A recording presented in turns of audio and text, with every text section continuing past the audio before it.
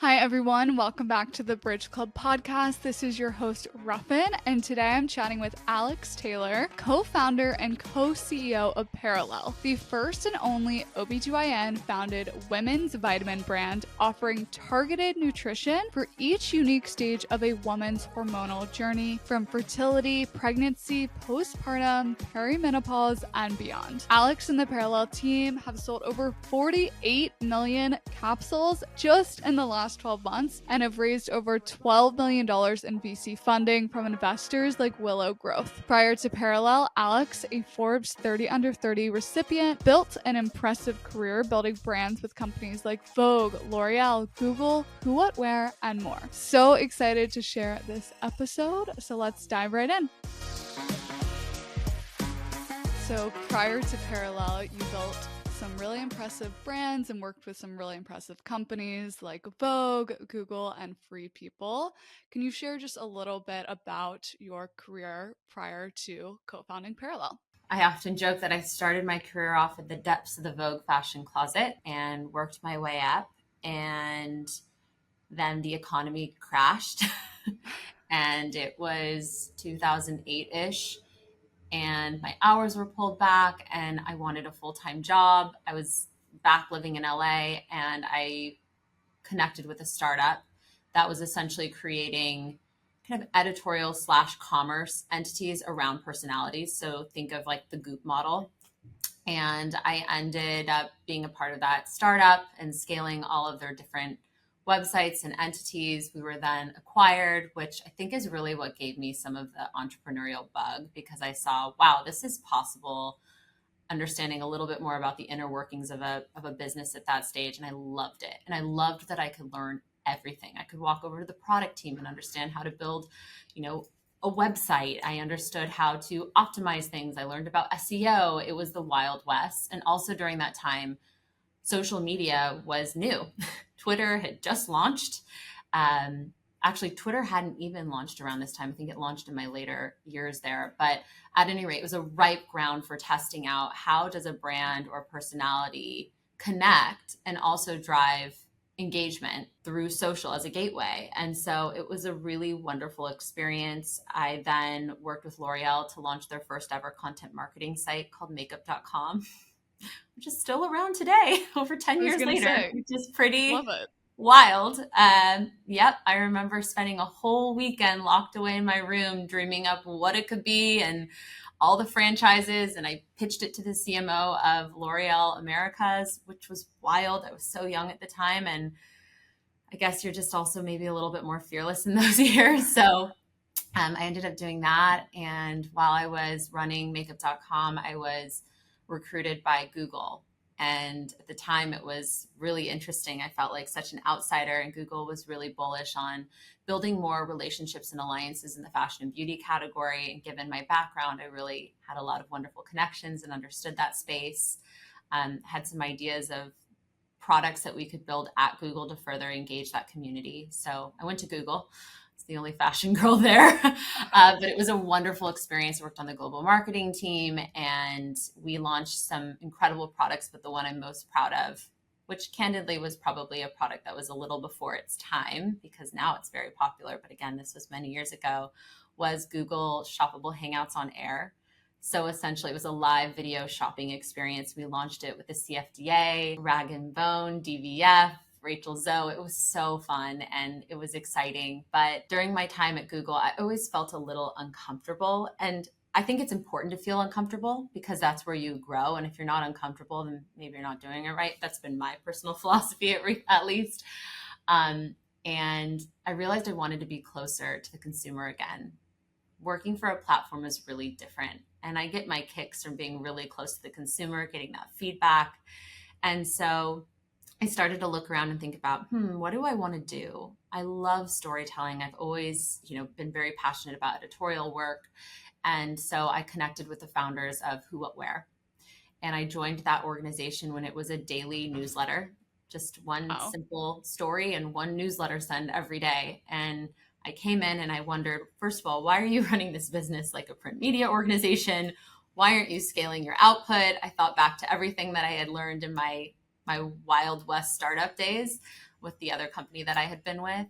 And they really pulled me close, put me into a leadership role. I was the president of the company. So I ran the company for about 5 years with the CEO and founder, and scaled the business, scaled the brands, launched multiple media entities under the parent company. We had Who It Where, then we had Birdie, we had My Domain, we had a Gen Z entity called Obsessi, and we scaled these properties. And then I also led the effort to launch a consumer products division, because if we had all these amazing people reading our content and giving us feedback, well, why don't we work with them hand in hand to create products that they want and crave, and then market it back to them? So at the time, it was a very novel idea. Now it's table stakes. But we did just that. We launched the Who It Where collection in Target that was completely user guided from a product development perspective. We launched an activewear line called Joy Lab, and then we used that same playbook to eventually develop brands like, Versed and Merit. So it's been really interesting. And during my time there, I was leading the company. It was a wonderful experience. I had the best team ever, and I learned so much from that leadership team I was a part of. But I was girl bossing very hard. I wouldn't say I was a toxic leader, but I was just working very, very hard.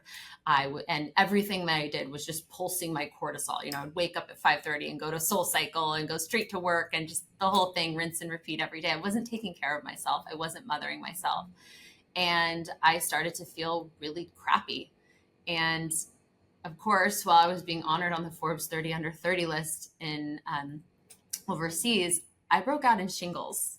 I think I was 27 or 28 at the time. And that's much more common when you're older, right?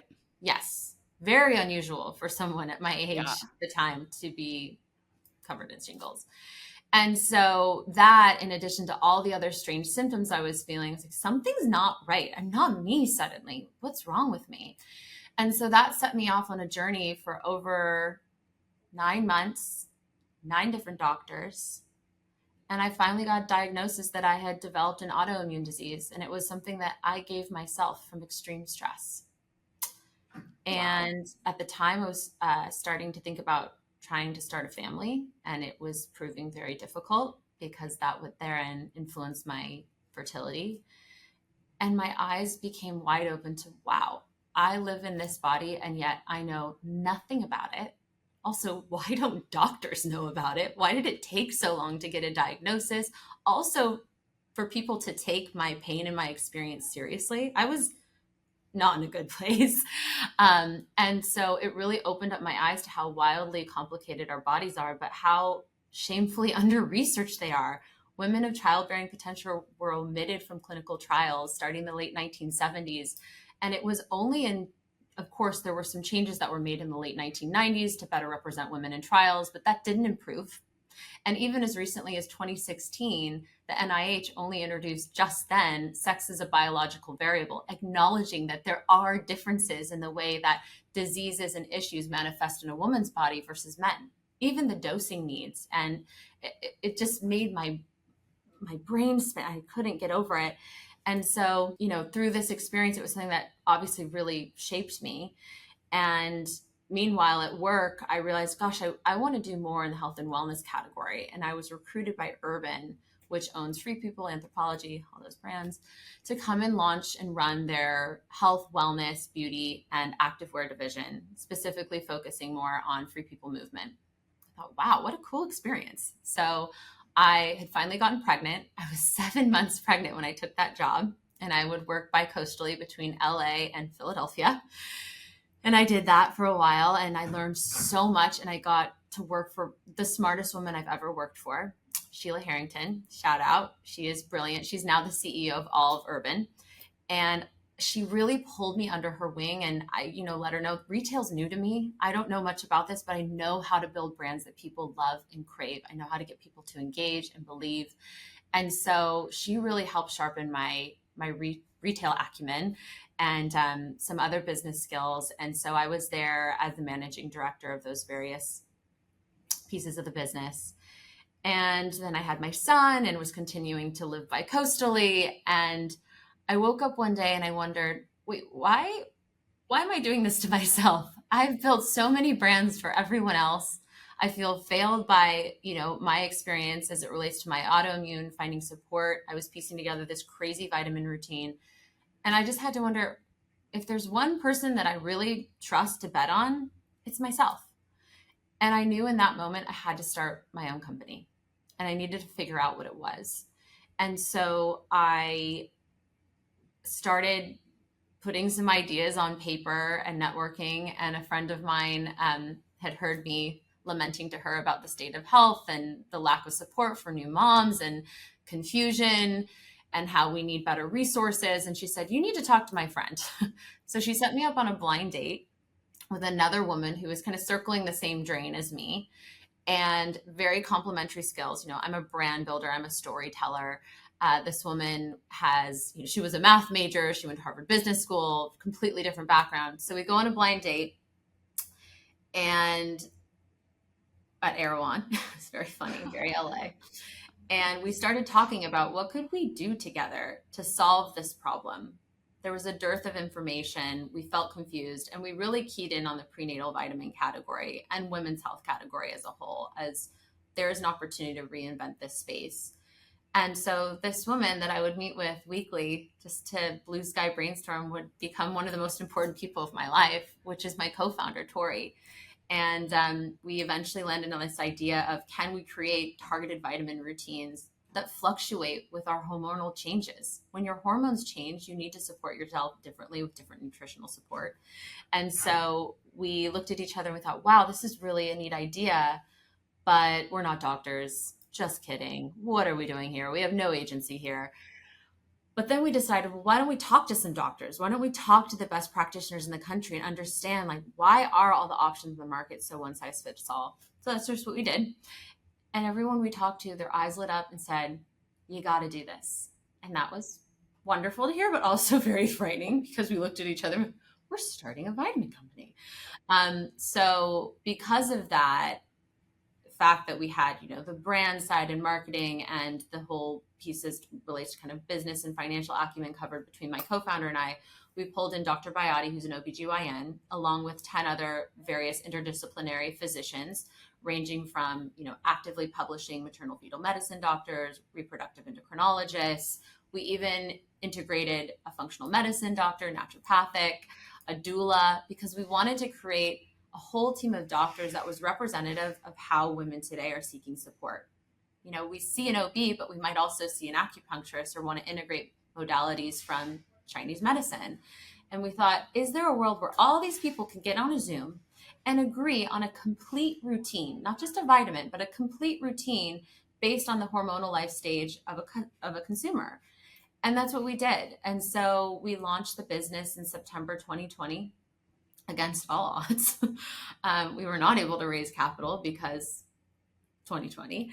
And we bootstrapped, and within the first 30 days, we shipped to all 50 states. And there was clearly a need and clearly a whole world of women who wanted a more comprehensive and complex solution to meet their complex bodies. And so would I've ever thought my career would go from Vogue to vitamins? Never. But I have to tell you, I've never felt such flow and such joy and commitment in what I'm doing. It's so hard. So many things have had to happen, you know, for me personally, professionally, to get to this point. But I wouldn't change it for the world. And I feel like I haven't worked a day in my life because I'm just so passionate about what I'm doing. And the fact that we're a mission-based organization just really keeps me going every day. So that's a very long answer to your question, but that's my history, and that's, you know, how and where I am now. That's amazing, and love to hear the journey. Fun fact, Dr. Biotti is actually my doctor here in LA. You're so kidding. yeah. She's a very special OB. She's amazing, and that's how I first learned about Perelel. So very cool to have you on the podcast now. Would love to hear a little bit more about why you guys first zoomed in on prenatals, like what's currently on the market and why did you think, and how are you doing it differently at Perelel? Our bodies as the mother and the baby change so much from when you're, first of all, just trying to optimize to even conceive, through each individual trimester. The first trimester, you're very much building the neural tube and many of those foundational pieces of the system. Then you move into building cartilage and bone, and then building their gut. I mean, it's wild how it all changes. And then also what mom is experiencing. Earlier in the pregnancy, she might be experiencing more changes in her hormones that cause more morning sickness. Later, it might be cramps or constipation. And there was no vitamin out there or no solution that, first of all, acknowledged that our bodies are changing throughout this time frame tremendously. And if we're trying to optimize toward building bone when we might need more calcium and magnesium, why aren't we getting more of that in that later stage versus earlier when you're building the neural tube? You need more folate or omega. It wasn't making sense to us. Why, in a world where you can get a black car driver at the touch of your fingertip on your phone, or your groceries delivered in 5 minutes, like, why is it so hard to take care of ourselves? And why isn't there, why is everything so one size fits all? So we thought, is there a way to create a product that's dynamic? And with, developments in packaging and manufacturing and even technology beyond that and delivery systems, we could check that box. But secondly, the biggest issue was we started to look around and figure out who was behind all these brands. And that was the problem. Who gave all of these amazing, buzzy brands the agency to define what a woman needs to support herself in pregnancy? And it became doubly confusing because as you look across all the key federal health agencies, from the CDC to ACOG, they cannot agree on a standard protocol to support prenatal nutrition.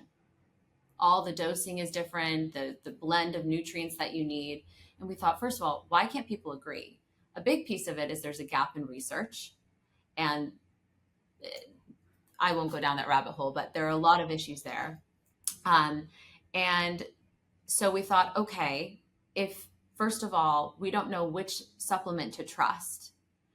Second of all the supplements are treating our body in a very binary way. You either are pregnant or you are not pregnant. So they're all very one size fits all. And then third, is there a way to create a product that is truly a full scale routine rather than a single supplement? Because then we have more control and ability to optimize and adjust based on the hormonal fluctuations that mom and baby are experiencing throughout the prenatal journey. And so we tapped Dr. Biotti, she's our medical co-founder.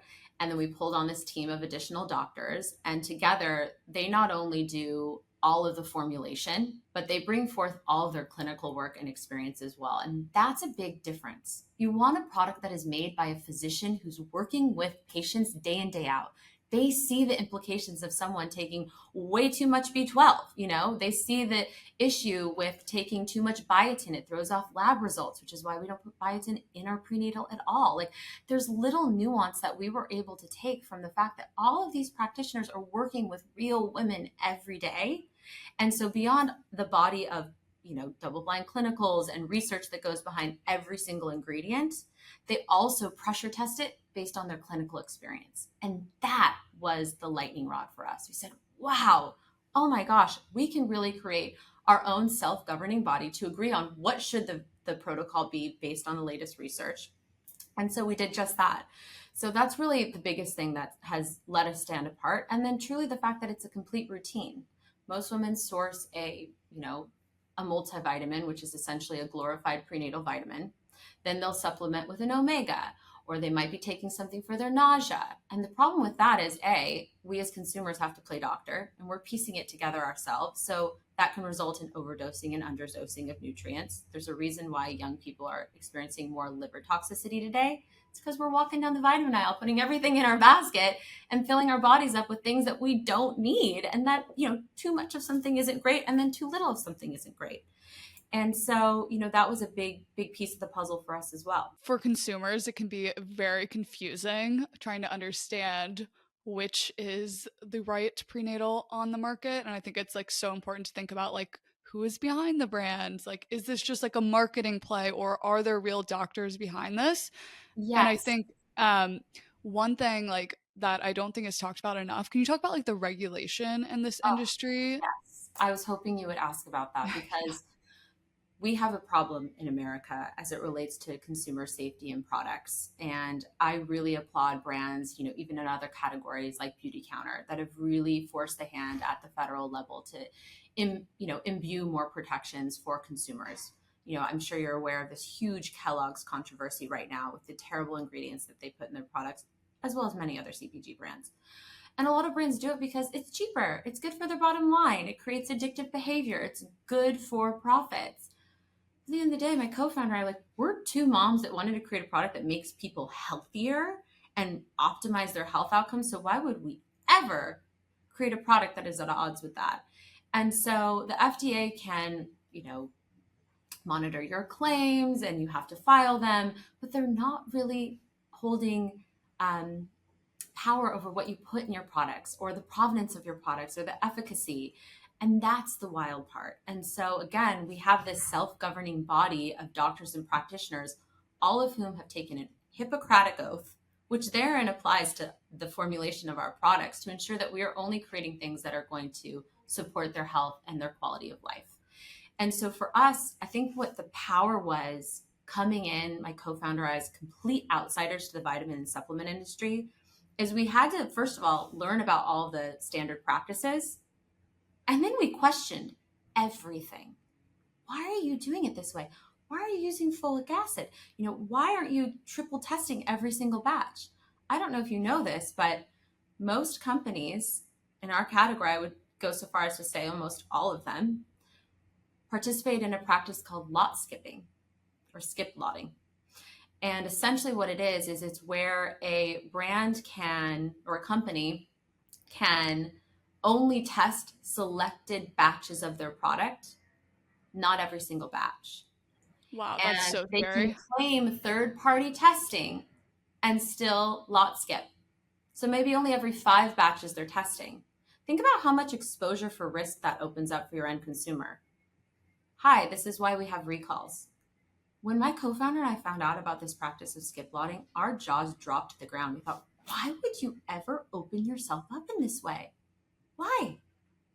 We are completely proud and feel steadfast in, how incredible our manufacturing partners are and where our ingredients are sourced. Ultimately, we test our products 3 times before it gets to our consumer, and we do not skip lot. And it drives our manufacturers crazy. They've called us up and said, can you stop doing this because we want to get other products on the line? Brands love it because it gets product out the door and helps drive, revenue and profit. But for us, at the end of the day, if all we have is our trust and our goal is to support your health, we can't ever compromise that. So coming in as outsiders allowed us to ask these questions in so many areas of the business and manufacturing practices as it relates to vitamins and supplements and just any ingestible, really. We have a whole powders business too as well. And it'll make your head spin. So a lot of it has been holding ourselves accountable and setting our own standards because the industry lacks such standardization and protections for consumers. And there's other brands out there that go to great efforts to also imbue that type of consumer protection. But it was something that was vital to us and I think really makes us stand apart. We're the only brand that triple tests everything. That's amazing and just very scary, what is out there, and so important to know these things. So thank you so much for sharing. And also label dressing. There's a certain amount of information that brands can or cannot share about what's actually in your ingredients, how much of various nutrients are in there. And they can also claim certain nutrients are included, but not really deliver on the value from an elemental perspective. So it's pretty wild, and it's the Wild West, and it makes our job harder because there are so many bad actors in the supplement category. But ultimately, I think it's our biggest differentiator is trust. It's our number one thing. I think of our brand as like a castle, and the moat around it is trust. That's it. And in the long term, always the move. Yeah. So completely. So you guys launched in 2020. Can you talk a little bit about what actually went into getting the product ready for launch? Because I'm sure there was a lot. Oh my God, it was such a pressure cooker of time. So yeah, we had started exploring this in 2019. At the top of 2020, literally New Year's Day, my co-founder and I text each other, say, we're going to do it this year. Let's do it. And so, we incorporated the business, we did all the things. And because when we initially launched, it was imperative to us to launch with 5 SKUs, because if our MO, beyond being doctor founded and incredibly safe, is the fact that we are providing targeted nutrition for unique stages of a woman's life cycle, we knew that if we were going to launch the prenatal vitamin category, which to us was most ripe for reinvention, we had to launch with 5 SKUs. And to get these 5 SKUs made, we had an MOQ of like 2,500 per SKU. So it was a lot of inventory to buy. Like it was very capital intensive. And so we thought, okay, we got to fundraise. So by March 8th, 2020, we did our first pitch. 2 days later, the world ended. Everyone's pocketbooks went shut. And we looked at each other and we thought, is this it? Are we done? Like, can we do this? And then we looked at each other again. We're like, nope, we're doing it. And we poured in our life savings. We did everything we could within our personal lives to figure out how to make this work. I was consulting on the side and taking the money and putting it, it was just anything that we could do to get this business going. And so we bootstrapped. We bought the inventory. So scared. We had no marketing budget aside from, my incredible community of friends and, my network that I was just going to gift the product to and hope that they would love it. And we launched, our goal was to launch in September of 2020. We launched September 30th, 2020, the last day of the month. Nice. Come hell or high water. We're like, we're doing it. It was really tough those early days. I became pregnant that spring by surprise. My co-founder was pregnant. So by the time we launched, she gave birth a week before we launched. I gave birth a week or 2 after. It was gnarly. And it was 2020. There was so much uncertainty. It was a very crazy time to launch a business. But again, we quickly saw that we had product market fit. And then we took on some investment from friends and family and some investors that just saw, okay, I'll write you a check and see where this goes. And very quickly, the business just continued to bloom. And women felt, wow, you see how complicated and amazing my body is. Like, thank you for creating a product that's comprehensive. Thank you for creating a product I can trust. And it just was really grassroots in those early days. And so we got the business off the ground and very quickly just continued to focus on building. We did end up raising some institutional capital. We did a seed round that was led by Unilever Ventures and with a follow from Willow Growth. They've been tremendous partners. And both of those organizations actually led our Series A earlier this year with participation from Selva Ventures. And they're all just wonderful partners and they understand the vision. And, at day one, ground zero, we call the brand Perelel. We spell it in our own way because it's better for branding. But we call the brand Perelel because our goal was to stay parallel to wherever a woman is in her hormonal life cycle. And that really meant from menarche to menopause. We started in the prenatal vitamin category again because it's most ripe for reinvention. But we now have products that serve people from their very first period all the way through perimenopause. And that's really has been our vision and our dream. And it's just beautiful to see the brand open up and become more accessible to more people. And so that's been really exciting. So it's been good. Well, since launch, you've had incredible success. I want to get this right. So you've sold over 48 million capsules in the last 12 months. Is that right? Yeah, in the last 12 months. That's insane. It's so wild. That is insane. And over 91 Perelel vitamins are swallowed every minute in America. That is so cool. So would love to hear, you said you didn't have any marketing budget to start with in the early days. So what was your original marketing strategy and how have you kind of grown the business over time? And I'm sure that changes as you are able to bring in institutional capital. I think some of the best creativity comes when you're put in a big old box and you have no resources, because then game on. I mean, anything's kind of possible when nothing's possible. You just have to really think outside of the box. And so for us in those early days, it was, first of all, we felt so strongly in our product and our packaging experience. We thought, just if we can get this out to as many people as possible, and if they really love it, how much we do, they're going to help tell the story. And that's really what we did. We gave away so much product in those first, in those early years, and we continue to, because we believe so strongly in the product itself. We don't do a lot of glitzy, glammy, amazing, crazy giftings. We literally will send people like a box of our vitamins, be like, does this make you feel anything? Like, do you love this? Is this teaching you about your body? So we did that.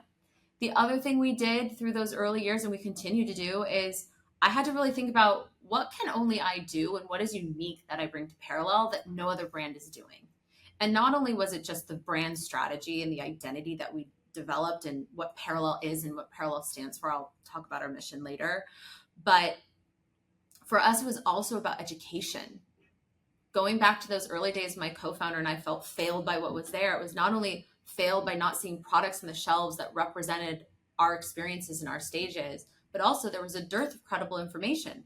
I'd be Googling, oh, what should I take to help my fertility? And I'd end up on some baby center, UGC form where, Sally in Missouri was telling me to take this. And like, it was wild that anyone from anywhere could be making these types of claims. There really wasn't a lot of credible information.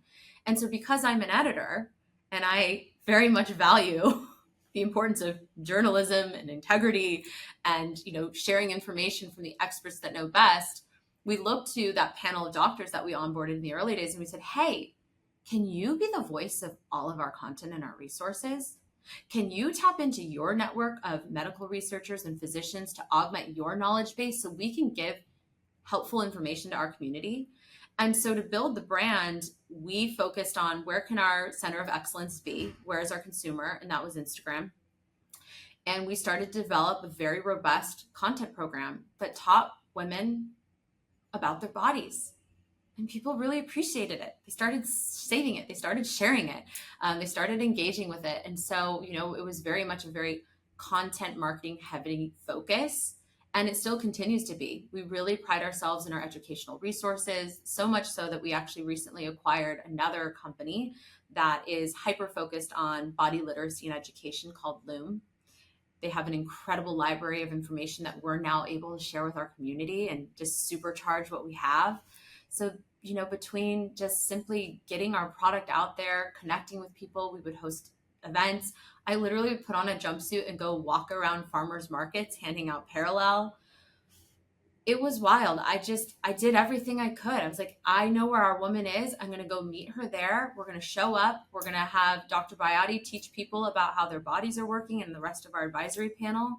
And I think because it all came from a really authentic place and filled a need, it just quickly caught on. And obviously now we have a marketing budget, which is so exciting. It's so fun. Not the biggest one, but like we've got a budget now. And, we engage with various media partners that can really reinforce the trust. We partner with some great retailers and collaborations there. And it's been really, really good. I love the education strategy just because there's so much misinformation on the internet. My sister's in med school right now, focused on OB-GYN, and she's always sharing like these TikToks of just like wild misinformation out there, and it's so scary. And it also goes back to the fact that we have to better educate the masses so that they can sift through that. And our hope is that we take a little bit of the heavy lifting off the consumer to know that this is highly credible, valid information they're getting. But yeah, it's a big problem in all categories, really. So would love to shift gears a little bit and hear about your fundraise. So you've raised over 12 million from investors, like you said, Willow Growth, Selva Ventures, and Unilever Ventures, all amazing firms. Can you share just a little bit around your lessons learned and best strategies you would share for fundraising? Well, it's not for the faint of heart. You will get hundreds and hundreds of no's. And you have to really stay committed to your vision. As you go along, every time you pitch, every investor, most are going to tell you how you should be running your business, how you should change your product, what you should do. And if you have a strong conviction of what the problem, what you created and the problem you're solving, you have to keep your blinders on and put cotton in your ears. And so first of all, that to me was very clear in the early days. A lot of tears were shed because there were so many no's. But what was interesting was how many no's we got specifically from investors that didn't understand or believe in women's health. That first year, we had so many people tell us, well, this isn't really a category. You're only pregnant for 9 months. I'm like, wait a minute. That's crazy. We got a whole life cycle here we're talking about. This isn't just about pregnancy. And also, most people are having over 2 kids. So at the time. So at any rate, that was wild. We had a lot of investors that would say, let me ask my wife, which is really insulting. Know the category. If you want to talk to us, understand it. It's just like any other investment category or opportunity. Women's health is important. And so, yeah, about 4 years ago, no one cared about women's health. It wasn't an issue. And here we are, the center of the conversation. And I think people really understand women make up half the population. We give birth to the future. Over 50% of the world will go through menopause. Many will help populate the earth. It's a very important thing. And also think about just the general experience of living in a female body. There are issues like PCOS, pregnancy loss, endometriosis, so many things that we experience in these bodies that are just not supported. And there are millions and billions of women that need that support. And so we held true to what that total addressable market was and didn't budge. And so that was really important. I think also for us, it was capitalizing the business in a different way. My co-founder and I had both been part of startups that raised a lot of money because they could, and they could get a big valuation. And then we saw what happened to all those companies. They all had to go chase that valuation that they could never deliver on. And they're all doing down rounds and struggling, and it's not a pretty picture. And so for us from day one, we're like, well, what if we create a business that's fiscally responsible and could be profitable? And that was like, people did not believe us in 2020. And now, that is the name of the game. Growth, but also profitability. And so for us, that's been crucial. And so we did not go out and raise, $12 million is a lot of money. But when you think about the hundreds of millions of dollars that our competitors have raised, it's a drop in the hat. But for us, it was, again, it keeps us really focused. When you don't have all the resources in the world, it breeds more creativity. We've had to do so many things outside of the normal playbook because we just didn't have resources. And even now, we have very little compared to the juggernauts that we're, taking market share from, but it's because we're thinking differently. I've also worked for one of those startups that raised like over $100 million, and let's just say it did not work out for them. So it didn't work out. And it sounds like you guys did not participate in the craziness of 2021, which will definitely already paying off, but will very much pay off in the long term. So very smart. So you've spoken a little bit around how you've expanded from just the prenatals so far, but would love to hear kind of the vision. And I think you've kind of touched on it a bit throughout the episode, but the vision for Perelel, like in the next 5 to 10 years. Our mission is simple. It's to create a world with more healthy, supported women. So first, we must dominate America and make sure that we are helping as many people here as possible. And then we will become a global brand. So what does that mean? What does that look like? Whether it be through our products, whether it be through education that's all free, or through giving people space to connect and create community. We have found such power in these offline experiences where women can come share and feel so normalized in their bodies by these experiences that have, typically been othered. So for us, it's really to create that world and deliver on our mission. So of course, I mentioned earlier that we are a mission-driven company. So there was a silver lining to not being VC backed from day one.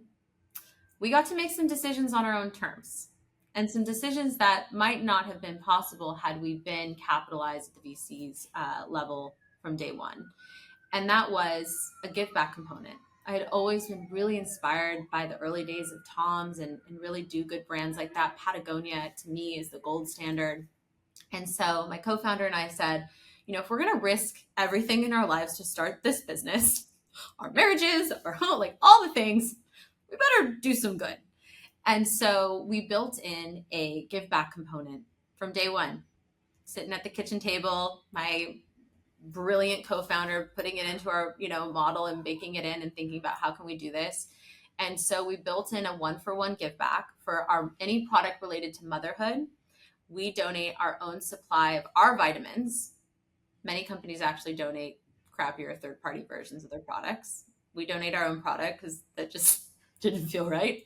That's So we insane. donate our own product for every subscription to women specifically here in America who lack access to high-quality prenatal care.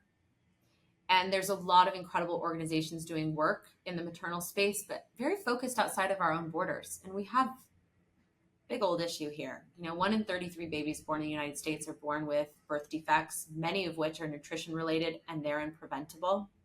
My co-founder had her own experience. Her daughter was born with a cleft, and she learned that it was a non-genetic cleft. And that was a big piece of our founding story. But at any rate, so we donate a lot of product to people here in pregnancy to support them and hopefully provide more positive outcomes. And then we also deploy cash grants to support women's health research. And so in just 4 years, we've already donated $3 million. And at the top of this year, we pledged another 10 million over the coming years to deploy to support making prenatal care and support more accessible, while also funneling dollars into women's health research. And we partnered with the McGee Women's Research Institute out of Pittsburgh.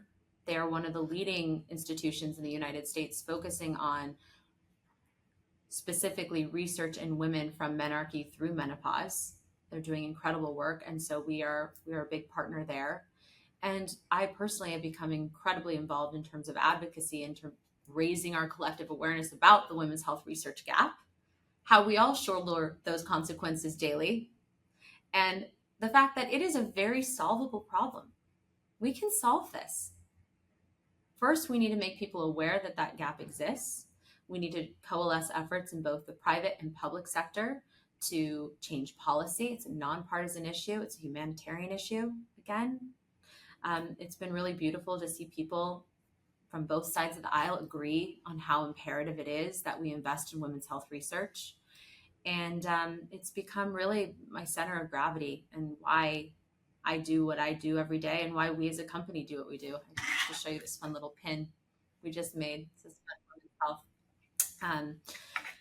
So yeah, that's been a big piece of the brand and why we keep doing what we do. It's really about the only way for us to lift our collective literacy about how our bodies work and then therein create products and solutions is we need to first research and get the education and the information to even learn about our own bodies and therein support, et cetera. So for us, it's part of this much, much larger puzzle. Well, so excited to see brands like Perelel really bring awareness to this, because I think a lot of women I had no idea until recently about this gap in the women's Isn't health it research. insane So that most of what we know is based on trials done on white men? yes, We are not literally small insane. men. We are not small men. It just makes your head spin. Well, in the interest of time, I'm going to start to wrap us up. So can you share a female founder, investor, or leader who inspires you and a bit about why? One person is Melinda French Gates. I think what she has done with her power and her platform is some of the most exciting humanitarian work I've seen. And I hope that I can make a fraction of the impact that she will be able to make. And I am deeply inspired by her. I'm inspired by Jennifer Klein, who leads the Gender Policy Council and has changed so much for our collective good, for creating more equity for women, whether it be economic equity or health equity. It's just amazing to know that there's people that have dedicated their lives to making all of our lives better, whether they know us or not. And I'd say there's one more person, which is my mother. She's the most incredible person I know and has been so supportive of me and inspired me to push further and do more and be a good person. So that's amazing. My mom would definitely be on my list. And I saw that Melinda Gates just launched a massive initiative for women's health. So very excited to see that. And I'm sure you guys are following that news very closely. And then finally, where can everyone find you? Where can people shop Perelel? So you can find me at It's Alex Taylor on Instagram. And then you can find Perelel at Perelel Health on Instagram. That's Perelel Health. And same with our website, perelelhealth.com. So thank you so much for having me. This was so fun to talk with you. And I love that you're a patient of Dr. Biotti. She's so incredible. And also a customer of Perelel. So this was so fun to get Goodness, to meet wow. you. I'm always starstruck when I meet a real customer. Yes, no, real customer obsessed. I tell Oh, all my friends about it. thank you So so much for being a part of our community. I appreciate you and humbled to support you. Thank you. Thank you.